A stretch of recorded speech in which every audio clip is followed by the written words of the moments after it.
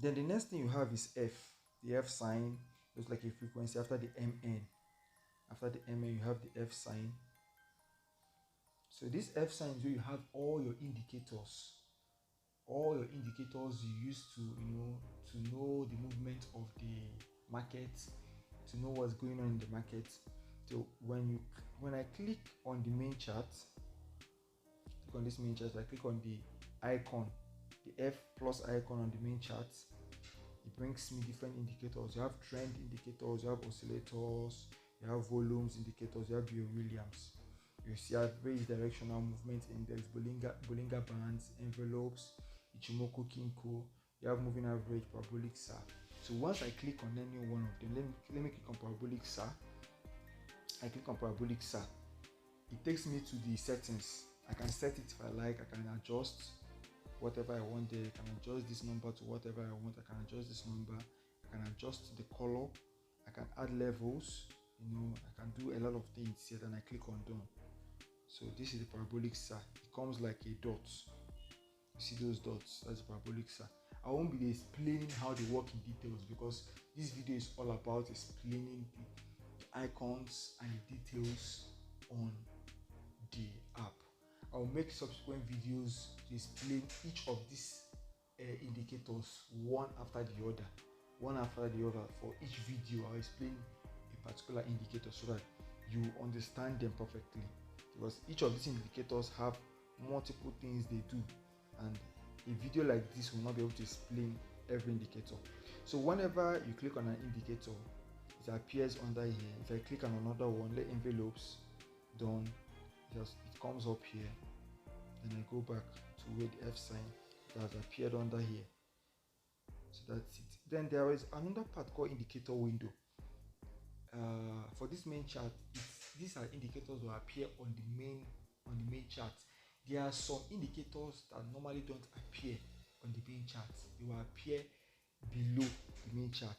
For example, I click on indicator.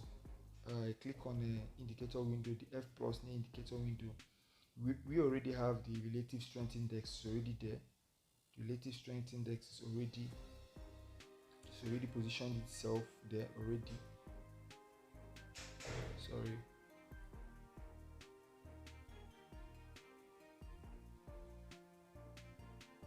So I click on this. I click on parabolic SAR. You notice that when I click on parabolic SAR, there was no separation in the window. There was no separation. The parabolic SAR is because it's already on the main chart. It didn't add again. There was no addition again to the chart. But I want to click on something different. Okay.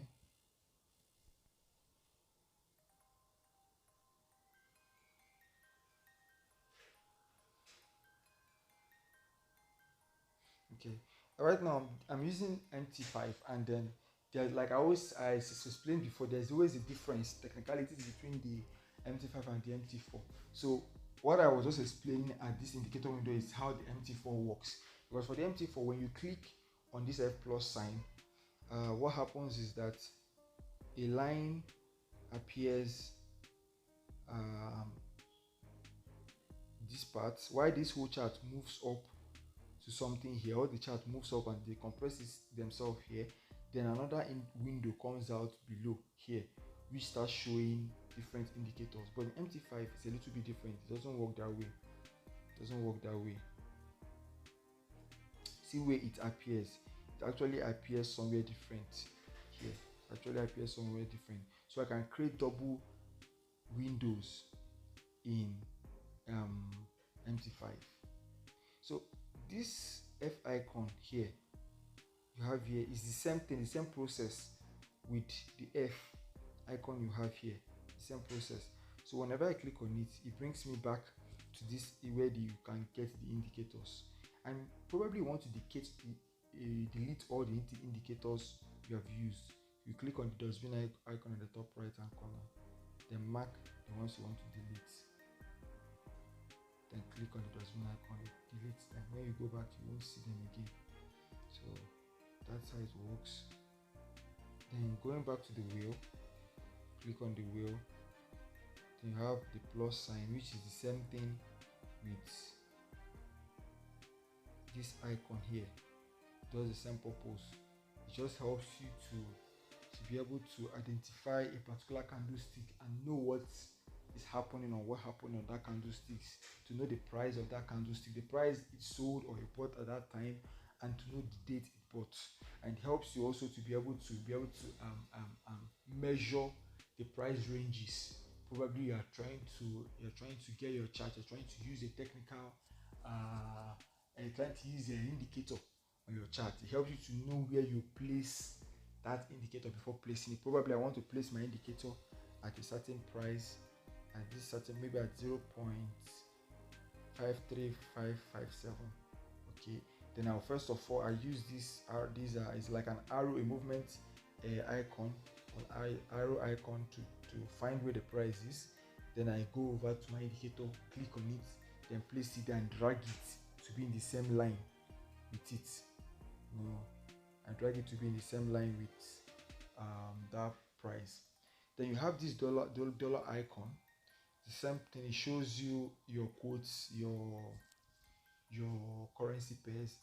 Instead of going through the process of clicking on this part or this part to get it, you just click on the dollar icon here and it brings out all the currency pairs and you make use of them. Then this other one here helps you to open multiple windows. That's why most forex traders like MT5, because you can be able to watch your chart differently. And you can be able to open different time frames. Okay, look at this right now. On this particular window, we call it window, you can see D1. That means I use this to check what is happening daily with this pair, Australian dollar, British pound. Then but look at this part, M5. This is 5 minutes. I use it to check what is happening in 5 minutes interval on this pair. Now, as traders, which I'll make subsequent videos for, you don't use one time frame in trading. You have to use at least three time frames, working in between 3 time frames, maybe H4, which is 4 hours, then M1 1 minute, M15. For me, that is what I use. I use 3 time frames. First of all, I check what is happening in the H4 hourly time frame, that is the 4 hours time frame, to know where to take my trade, to know if the market is currently buying or selling.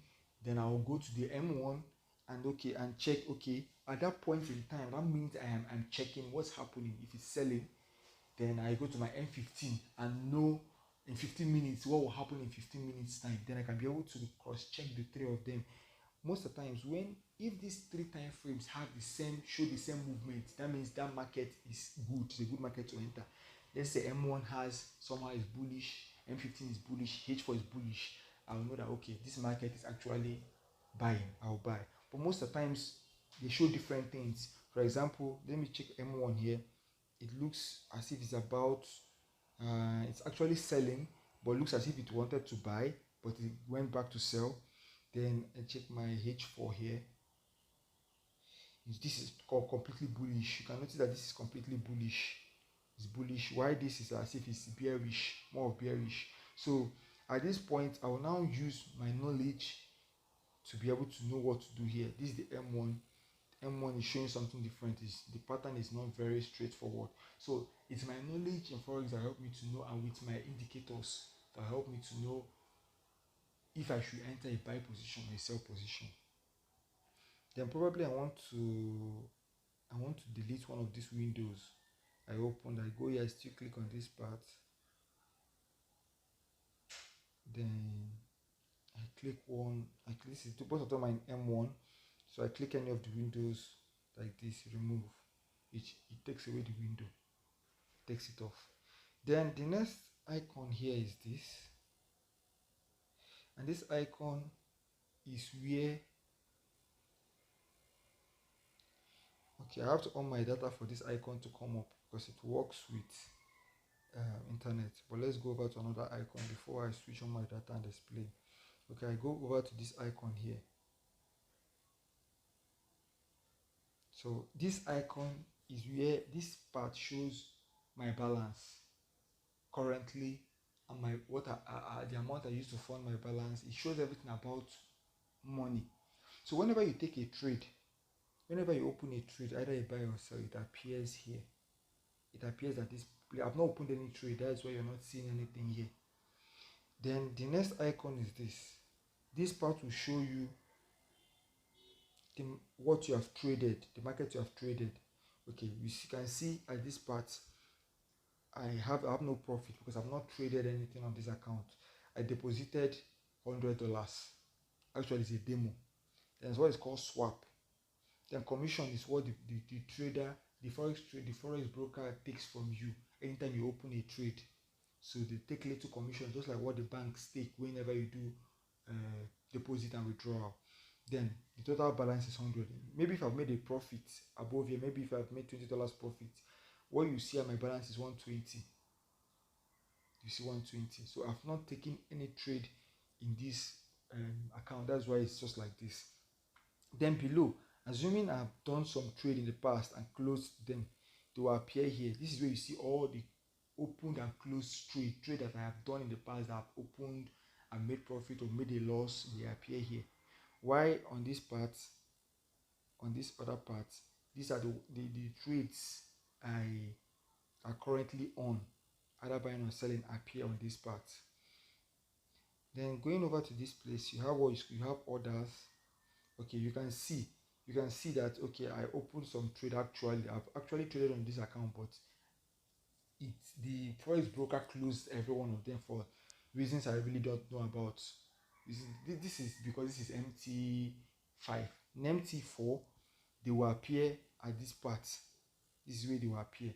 There's no part like order or deals in MT4. So that's why I said they're a little bit different. But MT5 makes it a little bit easier, makes things stand on its own so that you can operate it easily. So I took a trade on Euro and USD. I took a buy stop and the trader cancelled it. I took another one. The forex broker cancelled it. I took another one, he rejected it. I took another one. So he rejected almost all. Okay, I cancelled the first. I was the one that cancelled the first one on my own. You can cancel a trade. Maybe you opened a trade and you looked at it and noticed that you didn't analyze you can cancel it. Then here, the other ones was rejected by the forex broker. I don't know why. I think that was the reason I left this account. I didn't use it anymore because the forex broker kept on counseling and rejecting my trades, so I couldn't trade with it. I just left it. So that's for this.